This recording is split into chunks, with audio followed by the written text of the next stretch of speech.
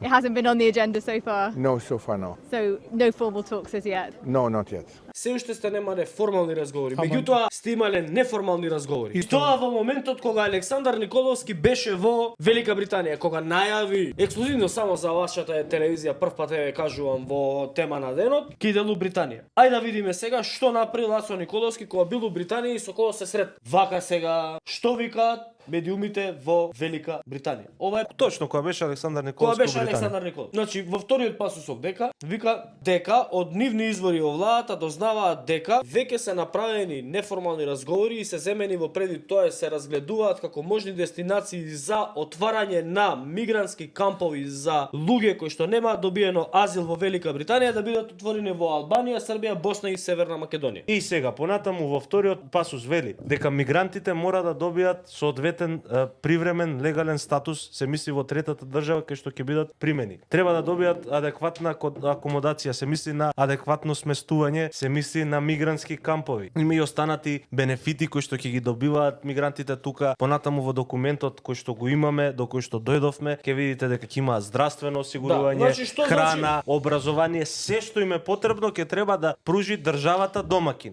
Во нашиот случај, согласно ова што го пишува Times, една од државите каде што би можело да се изградат вакви мигрантски кампови е Северна Македонија.